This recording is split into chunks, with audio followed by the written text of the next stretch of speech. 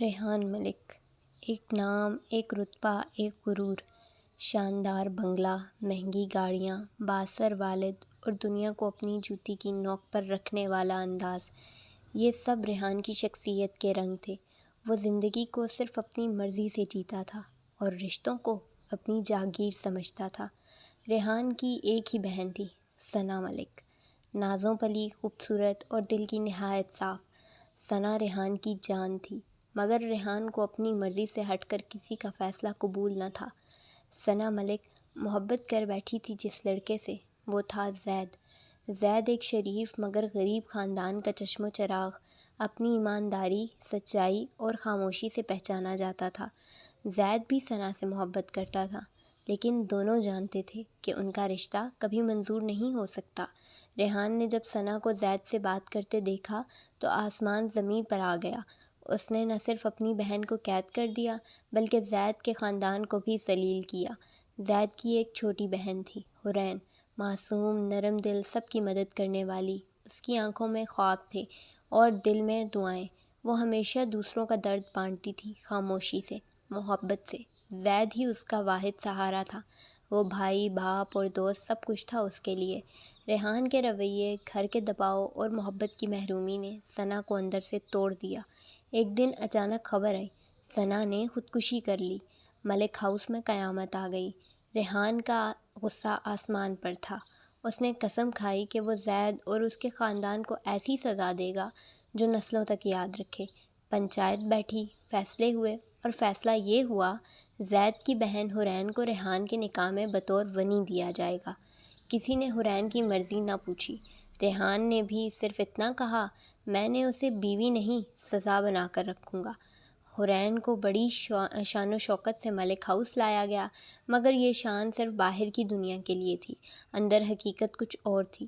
ریحان نے پہلی رات ہی کہہ دیا تھا، یہ نکاح صرف بدلے کی علامت ہے، تم میرے لیے ایک سزا ہو، تمہاری جگہ میرے دل میں نہیں اس زمیں پر ہے۔ حورین کو مہنگے کمروں کی بجائے ایک اسٹور روم دیا گیا، جہاں روشنی کم، سانس لینا مشکل اور سکون کا کوئی نام و نشان نہ تھا۔ اسے زمین پر سونا پڑتا، جلے ہوئے برتن دھونا پڑتے اور روز ساس کے طعنے سہنے پڑتے۔ گھر کے سب افراد حورین کو حقیر سمجھتے، یہاں تک کہ نوکر بھی اس پر حکم چلاتے، مگر حورین نے کبھی زبان نہ کھولی۔ وہ ہر کام چپ چاپ کرتی، دل ہی دل میں اللہ سے بس یہی دعا کرتی، یا اللہ مجھے صبر دے اور کبھی ریحان کے دل میں میرے لیے ایک نرم گوشہ پیدا کر دے۔ ریحان نے فیصلہ کر لیا تھا، میں اب مزید یہ نکاح نہیں نبھا سکتا، میں نایاب سے شادی کروں گا، جو میری محبت تھی اور ہے۔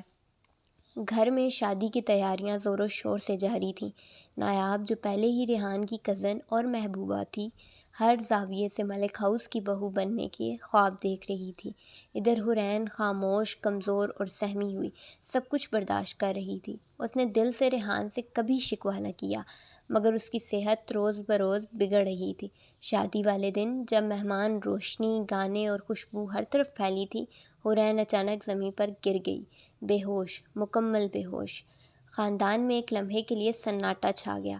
ریحان کو مجبوراً اسے اسپتال لے جانا پڑا، جہاں ڈاکٹر نے کچھ رپورٹس مانگی اور جلدی میں پرانی فائلیں دیکھنے لگا، اور پھر سچائی سامنے آئی۔ مسٹر ریحان، یہ رپورٹس آپ کی بیوی کی پرانی فائل سے میچ کرتی ہیں، اسے برین ٹیومر ہے اور یہ آخری سٹیج ہے۔ ریحان کی آنکھوں کے آگے اندھیرا چھا گیا۔ نایاب، جو اس وقت فون پر میک اپ کی بات کر رہی تھی، کمرے سے باہر تھی اور ریحان اندر اپنے ضمیر سے جنگ لڑ رہا تھا۔ اسی رات حورین کے کمرے میں پڑی ایک پرانی ڈائری ہاتھ لگی، جو شاید زید کی تھی یا اس کی بہن ثنا کی۔ ڈائری کے الفاظ تھے، ریحان نے مجھے زید سے دور کر کے میری زندگی چھین لی، مگر مجھے زید پر آج بھی یقین ہے۔ اگر میں آواز اٹھاتی تو شاید آج میں زندہ ہوتی، مگر میں ریحان کے غرور سے ڈر گئی۔ ریحان کے ہاتھ کانپنے لگے۔ تو ثنا نے خودکشی اس لیے کی تھی کہ ریحان نے اس کی محبت چھینی۔ زید بے قصور تھا اور اس کی بہن حورین سزا بھگت رہی تھی۔ اس نے پہلی بار حورین کی طرف دیکھا، نہ ایک قیدی کے طور پر، نہ سزا کے طور پر، بلکہ ایک انسان کے طور پر۔ جس لڑکی کو میں نے نوکرانی بنایا، وہ مجھ سے بہتر انسان نکلی۔ ریحان نے نایاب سے رشتہ ختم کر دیا اور حورین کا علاج شروع کروایا۔ دن رات نیند، سکون سب چھوڑ دیا۔ مہینوں بعد ایک دن رپورٹس آئیں، یہ ایک معجزہ ہے، حورین اب بالکل ٹھیک ہے۔ ریحان نے اس دن حورین کا ہاتھ تھاما اور کہا، مجھے معاف کر دو، تم صرف میری بیوی نہیں، میری حقیقت ہو، اور تم ہی سے زندگی ہے۔ 2 سال بعد حورین اور ریحان کے گھر ایک بیٹی کی پیدائش ہوئی۔ ریحان نے اس کا نام رکھا ثنا، اس کی بہن کی یاد میں، اور اس کی محبت جو خاموشی سے قربان ہو گئی۔ اب وہ سب ہنسی خوشی رہنے لگے، اور حورین اکثر ریحان سے کہتی، جب تم مغرور شہزادے تھے تب تمہیں صرف تخت عزیز تھا، مگر اب تم میرے ہو اور یہی میری سلطنت ہے۔ وقت اگر ظلم دیتا ہے تو وہی وقت انصاف بھی کرتا ہے، بس صبر، سچائی اور دل کی پاکی ہونی چاہیے۔